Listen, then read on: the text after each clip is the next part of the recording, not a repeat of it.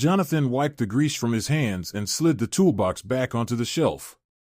He had just finished a long day of engine repairs, the kind of grinding, monotonous work that paid the bills but left his spirit numb. His shop, a squat, blocky structure wedged between jagged rock formations on a desolate moon, stood as the only sign of life for kilometers. Out here, there were no bustling spaceports, no starliners passing overhead, just the endless stretch of gray rock and the faint hum of the automated systems that kept the place running. He stepped outside, stretching his sore back, and looked up at the sky. The stars seemed unusually bright tonight, scattered across the inky blackness like shards of broken glass. He took a deep breath, the cold, thin air of the moon biting at his lungs. This moon Jex-9, as it was known on the trade maps, had been his refuge for years. It wasn't glamorous, but it offered him something rare in the galaxy: solitude. Then, just as he was about to head back inside, he saw it. A streak of light tore across the sky, burning a brilliant trail that vanished just as quickly as it appeared. It wasn't a meteor. Jonathan had seen plenty of those. This was different, sharper, faster, and headed for the surface. He squinted, trying to follow its trajectory, and sure enough, a faint glow flickered in the distance, just over the ridge. Something had crashed, and not far from his shop. His mechanic's instincts kicked in. He grabbed a few tools, shoved them into a satchel, and fired up his battered grav bike. The engine sputtered before roaring to life, the vibrations running through the handlebars as he tore across the rocky terrain. The ground was uneven, the bike's repulsors kicking up small clouds of dust as he sped toward the crash site. It didn't take long to find it. A sleek, silvery craft lay crumpled in a shallow crater, smoke rising from its damaged engines. The design was unfamiliar, a blend of smooth curves and angular protrusions, like someone had fused an art piece with a starship. The hull shimmered faintly under the moonlight, reflecting Jonathan's own wide-eyed face as he approached. The viewport was cracked but intact, and inside he saw movement. He froze, his heart pounding. There were passengers, no, not just passengers. As his eyes adjusted, he realized they were children. 3 of them, small and frail-looking, their features distinctly alien yet undeniably expressive. They had pale, iridescent skin that shifted colors subtly as they moved, and their oversized eyes, black pools that seemed to drink in every detail, looked straight at him. One of them pressed a tiny, 3-fingered hand against the glass, her face a mask of fear and pleading. Jonathan swallowed hard. This was no routine salvage job. These kids were in trouble. He moved quickly, using a portable plasma cutter to carve through the damaged airlock. It took longer than he would have liked. Whoever built this ship had a knack for complex alloys, but eventually he pried the hatch open. A rush of cold, stale air greeted him, carrying the faint scent of burned circuitry. Inside, the kids huddled together, clutching one another tightly. "Easy now," Jonathan said, raising his hands in what he hoped was a universal gesture of peace. "I'm not here to hurt you." The oldest of the 3, a boy with a small, ridge-like structure running from his forehead to the crown of his head, studied him cautiously. The younger 2, a girl and a boy, both trembling, seemed less concerned with who Jonathan was and more focused on escaping their confined space. We crashed," the eldest finally said, his voice surprisingly steady for someone so young. "Our ship stopped working." Jonathan nodded. "I saw the streak from my shop." "Can you walk?" The eldest helped the younger 2 out of the wreckage, their steps wobbly but determined.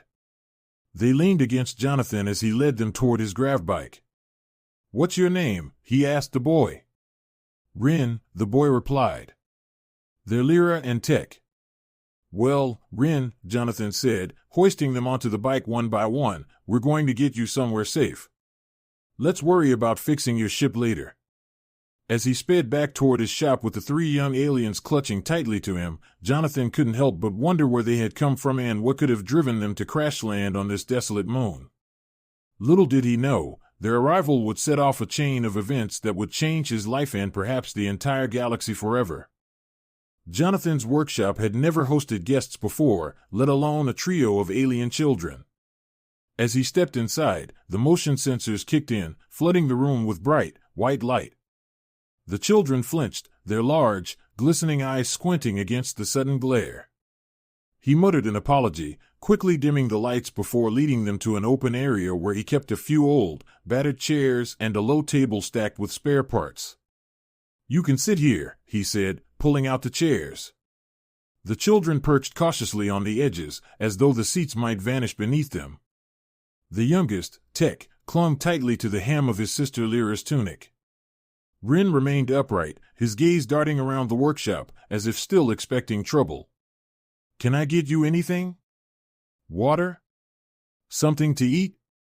Jonathan asked. The three children exchanged uncertain glances. Clearly, they weren't used to being offered help. Lyra nodded slowly, so Jonathan rummaged through his storage compartment, pulling out a few ration packs. There were nothing fancy dried protein and nutrient bars, but the children tore into them hungrily. He watched, frowning. They ate like they hadn't seen food in days. After they'd finished, Rin sat back, his shoulders less tense than before. "Thank you," he said, his voice soft. Jonathan waved it off. "No need. Now, I need to understand what happened. Where did you come from? And how'd you end up out here?" Rin hesitated. The weight of his story seemed to press down on him, making him look much older than his years. "We're from a planet called Other," he said finally. It was a beautiful place. Our parents used to take us to the crystal forests in the north, where the trees sang when the wind passed through them. And the lakes were so clear you could see the clouds reflected perfectly." Lyra's head bowed, and her hand tightened around Tech's, as if she could keep the memory from slipping away. Tech stared at the floor, his small legs dangling off the chair. "But a few weeks ago," Rin continued, his voice shaking slightly, "something happened. A black hole appeared near our star system. It wasn't there before. No warning. One day, everything was fine, and the next, the sky started to warp. Space around us twisted. Scientists called it a rogue singularity, but no one understood how it got there." Jonathan's chest tightened. A rogue black hole, those were rare and catastrophic. He had heard of them before, regions of distorted gravity that defied the normal rules of celestial mechanics. Once they appeared, they swallowed everything in their path. There was no stopping them. "We had to leave," Rin said. "Our parents." His voice broke, and he paused, swallowing hard. "They put us in the family shuttle and told us to find safety. They said they'd follow us in the evacuation convoy. But—" He trailed off, glancing at his siblings, who both looked too numb to speak. Jonathan didn't press for more. He could guess what had happened. The parents had stayed behind to ensure their children's escape. Maybe they'd hoped to catch up later, maybe they'd known it wasn't possible. Either way, Rin, Lyra, and Tech had been sent out alone, their shuttle entrusted with their survival. "That must have been terrifying," Jonathan said gently. Rin nodded, staring at the floor. "Our shuttle's guidance system failed soon after we left Other's orbit. We didn't know where we were going. The engine started acting up, and the navigation computer kept rebooting. We just drifted. Until we ended up here." Jonathan leaned back, considering their situation. Other was lost, swallowed by the black hole, and these kids had no way to get home. They had no family, no resources, no allies, nothing but a damaged ship and each other. "I'm sorry," Jonathan said quietly. He meant it. "I'll do what I can to help." He went back to the shuttle that night. Though the kids' immediate needs were more important, he couldn't ignore the strange, advanced technology he'd seen on the ship. He spent hours examining the power core, a pulsating, organic-seeming matrix embedded deep within the machinery. It pulsed faintly, a rhythm that felt almost alive. Jonathan was no stranger to cutting-edge tech. He'd tinkered with some of the best and worst the galaxy had to offer, but this was different. This wasn't just advanced, it was otherworldly. Even stranger, the core responded when the children approached it. When Rin and Lyra hesitantly followed him into the wreck the next morning, the pulsations grew stronger, as if the core recognized them. It emitted a faint, shimmering light that seemed to calm them. Lyra even reached out to touch the edge of the matrix, and the moment her hand hovered near it, the core's rhythm grew steady, soothing, almost like a heartbeat syncing with her own. "What is this thing?" Jonathan murmured, mostly to himself. Rin shrugged. "It's part of the ship. Our father said it kept the ship running. That's all I know." Jonathan frowned, but said nothing. Clearly, the core was more than just a power source. It seemed connected to these kids in a way he couldn't yet understand. For now, he focused on repairing what he could. The engines were a mess, the navigation computer fried. Replacing parts would be tricky, especially on a moon where spare components were hard to come by. Still, Jonathan had always been resourceful. He began patching together what he could, promising the children that he'd get their ship flying again. As the days passed, they grew more comfortable around him, though the shadow of their loss never fully lifted. Jonathan didn't pry he could see the pain in their eyes, the way they clung to one another. He simply kept working, driven by a growing sense of responsibility. He couldn't undo what had happened, but he could at least help them move forward. What he couldn't know was that the ship's strange core held secrets beyond his understanding. Secrets that would soon draw them into something far greater than a simple repair job. The first sign of trouble came from the ship's cobbled-together sensors. Jonathan had patched them up just enough to run basic scans, bare-bones diagnostics, navigational pings, that sort of thing. But one morning, while the kids were quietly eating a breakfast of ration bars in the corner of the workshop, the scanner emitted a sharp, repeating beep. Jonathan paused, wrench in hand, and stared at the small display screen. He wasn't expecting any traffic out here. The remote moon, Jex-9, was well off the main hyperspace lanes, barely more than a dusty speck in the cosmos. But there was a blip on the radar, faint but moving closer. It was subtle, like the ghost of a signal, but growing steadily stronger. Something or someone was coming. "Stay here," Jonathan said quickly, glancing at Rin. The boy nodded, his expression serious. Jonathan grabbed his toolkit and headed outside. The air felt sharper, colder than usual, and the sky above was eerily still. He climbed a low ridge near his workshop, holding up a pair of binoculars. For a few moments, all he saw was the same rocky expanse he had seen every day for years. But then, emerging from the far horizon, he spotted a glint of metal. A ship sleek, black, and predatory was descending toward the moon's surface. Jonathan's stomach sank. He couldn't tell who was on board, but the ship's design was unmistakable, a long, blade-like profile with forward-swept wings and an angular nose. It was a hunter, not a merchant.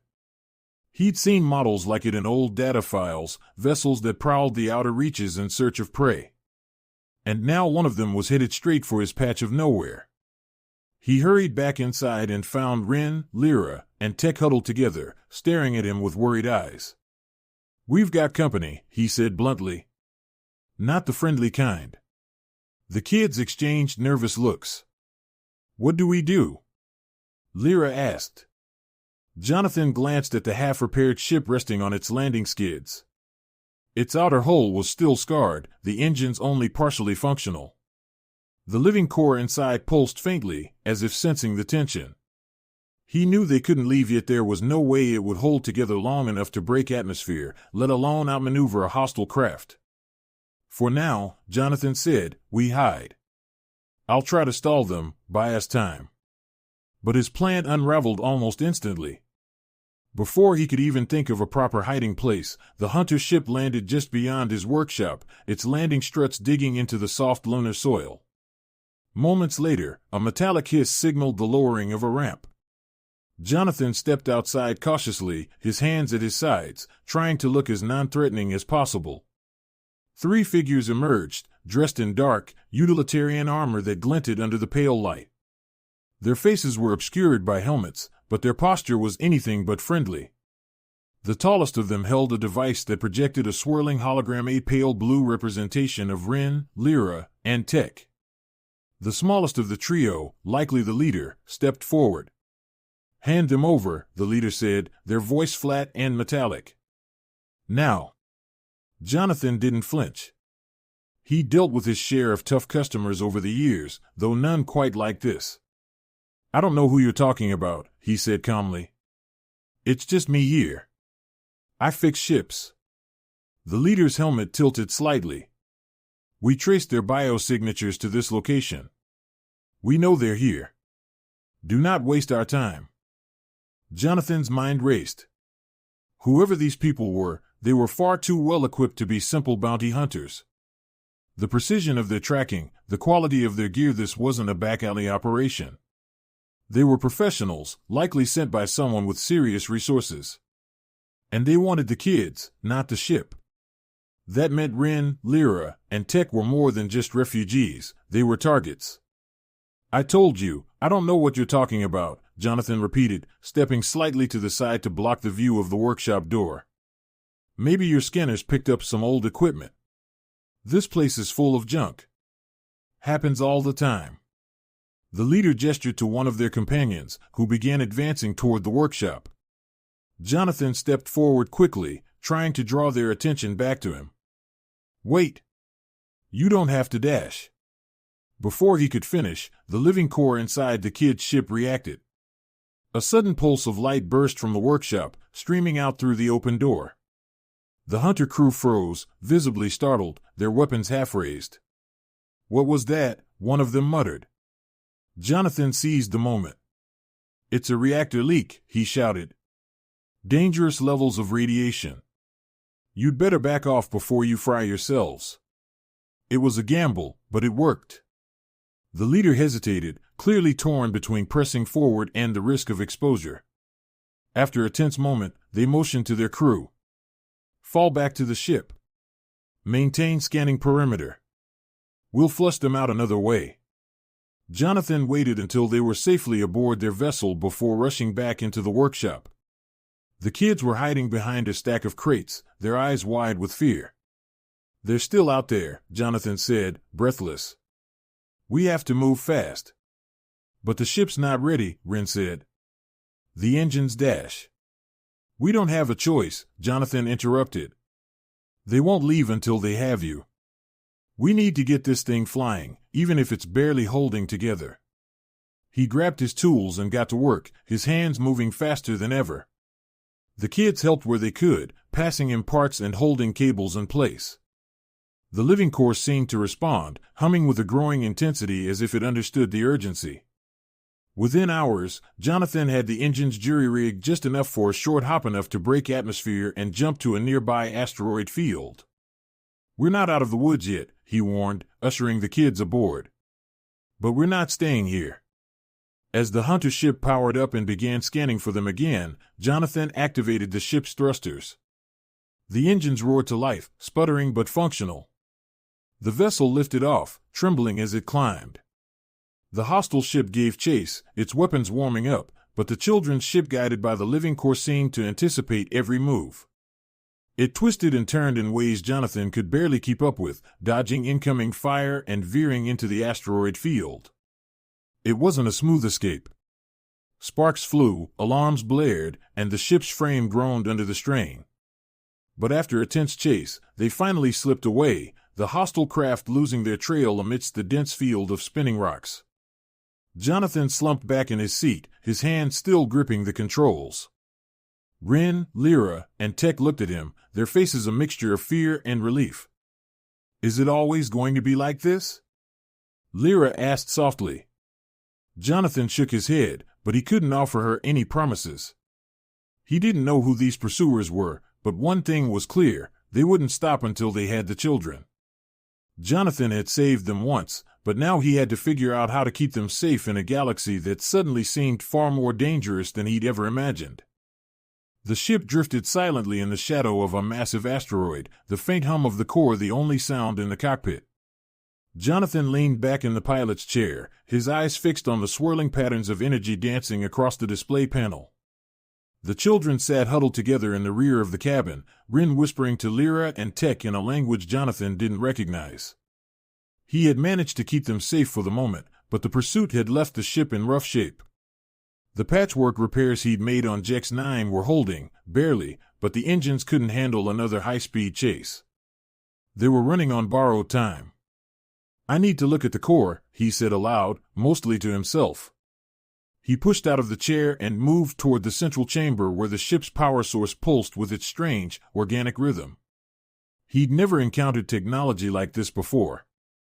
The core was almost alive, emitting a faint glow that made the air feel charged. It had protected them once, back on the moon. Maybe it could do so again. Rin appeared in the doorway. What are you going to do? Jonathan glanced at the boy. He'd become the kid's de facto leader, always watching out for his younger siblings, always asking the right questions. I don't know, Jonathan admitted. This core, it's not just powering the ship. It's doing something more. If I can figure out what it wants. What it wants? Rin frowned. It's a machine. I'm not so sure, Jonathan muttered, placing a hand against the core's outer casing. The surface felt warm, almost soft, like skin stretched over metal. He couldn't shake the feeling that it was aware of him, watching, waiting. Then the core pulsed again, brighter this time, and the entire ship shuddered. Jonathan jerked his hand away as a surge of energy ran through the console.